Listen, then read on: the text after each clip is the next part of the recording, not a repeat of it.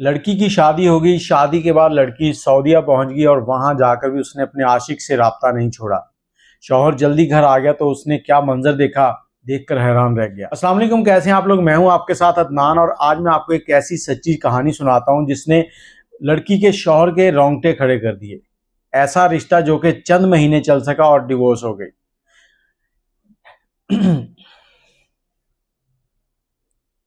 कोई भी कहानी सुनाने का हरगिज मतलब किसी की दिल आजारी करना नहीं होता, लेकिन ये कहानियां आपसे इसलिए शेयर की जाती हैं ताकि आप इनसे सबक सीख सकें। ऐसी ही कहानी आज की है। सिंध के इलाके में एक लड़का जो कि अपनी फैमिली के साथ सऊदीया में सेटल हो चुका था, उसकी एक करीबी अजीज जिन्होंने उसके लिए यहाँ पाकिस्तान सिंध में ही रिश्ता ढूंढा। सिंध के एक गाँव के अंदर लड़की देखी और देखने के बाद लड़के को तस्वीरें भेजी तो लड़के ने पहली नज़र में देखते ही हाँ कर दी। लड़की खूबसूरत ही इतनी थी। उसके बाद इन दोनों की मंगनी कराई गई। मंगनी के ऊपर खूब मिठाइयाँ बांटी गई और बहुत सी चीज़ें रस्में जो है वो अदा की गई। मंगनी होने के बाद लड़का वापस चला गया और चंद महीनों के बाद जिस फीमेल ने ये रिश्ता करवाया था वो लड़के की करीबी थी, उनकी डेथ हो जाती है। जैसी उनकी डेथ होती है लड़का पाकिस्तान आता है। पाकिस्तान आने के बाद सारे मामला देखता है और उसके बाद लड़की वालों की तरफ जाता है। उनसे कहता है कि हमें निकाह चाहिए, आप जल्द से जल्द रुखसती करें।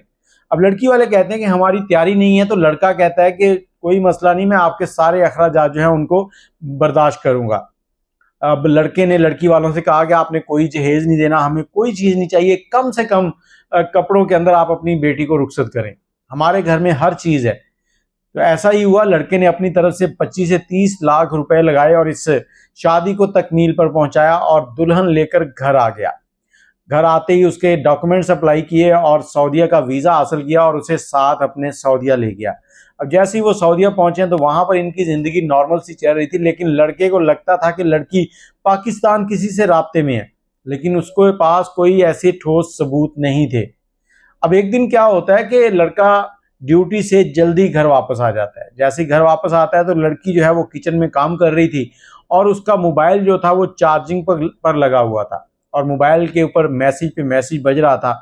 इस लड़के ने देखा कि इतनी बेलें किसकी बज रही हैं, तो इसने जाकर फ़ोन उठाया और उठाकर जैसे ही मोबाइल को खोला तो अंदर से जो मैसेजेस पड़े इसके रोंगटे खड़े हो गए। ये मैसेजेस उसकी बीवी के आशिक के थे। अब उसने मैसेज को पढ़ना शुरू कर दिया, देखा कि उसकी बीवी उससे मुसलसल राब्ते में है, उसके मैसेज आ रहे हैं, इसके मैसेज आ रहे हैं।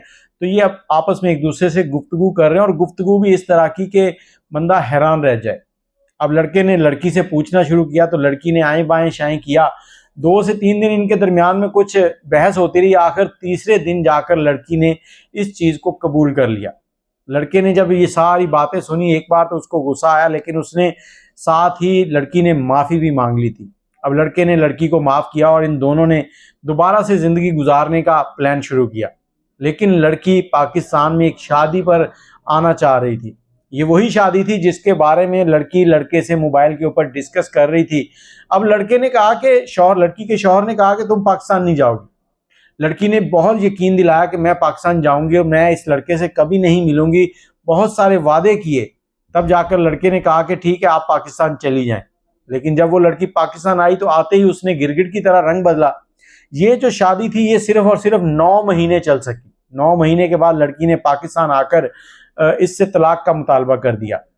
अब दरमियान में एक चीज़ और भी लड़की ने उसे बताई। लड़के ने जब उससे पूछा कि तुम्हारा इससे तल्लक कैसे बना, तो उसने बताया कि जब हमारी मंगनी हो चुकी थी तो मंगनी के बाद मैं अपने एक अजीज़ की शादी के ऊपर हैदराबाद गई थी और हैदराबाद में ही हमारे इस लड़के के साथ तल्लकात बने थे और उस शादी के दौरान इन दोनों ने आपस में खूब गुलछड़े उड़ाए थे।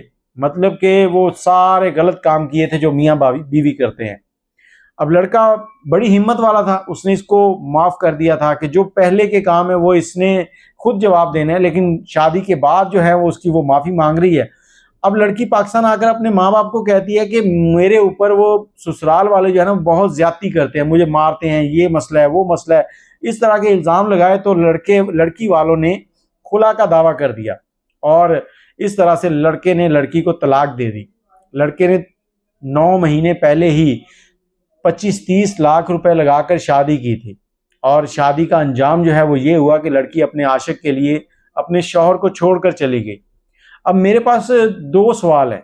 पहला ये कि माँ बाप लड़कियों की शादियां करते वक्त लड़कियों से क्यों नहीं पूछते, लड़कियां माँ बाप को क्यों नहीं बताती कि हमारी कहीं और सेटिंग है या हमारा कहीं और दिल है, हम यहाँ शादी नहीं करना चाहते। और दूसरा ये कि जब लड़की शादी कर लेती है तो उसको चाहिए कि पिछले सारे रिश्ते जो हैं उनको ख़त्म कर दे, और सबसे इम्पोर्टेंट उसके लिए उसका शौहर होना चाहिए। यहाँ पर लड़की ने अपने शौहर को नहीं, अपने आशिक को तरजीह दी और उसके लिए तलाक लेकर वापस आ गई।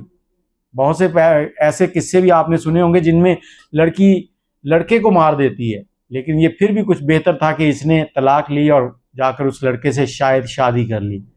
अपनी राय कमेंट में ज़रूर दीजिएगा और कोशिश किया करें जब भी बच्चों की शादियां करते हैं तो इर्द गिर्द पूछ लिया करें।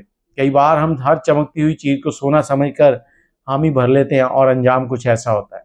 दुआओं में याद रखिएगा। अल्लाह हाफिज़।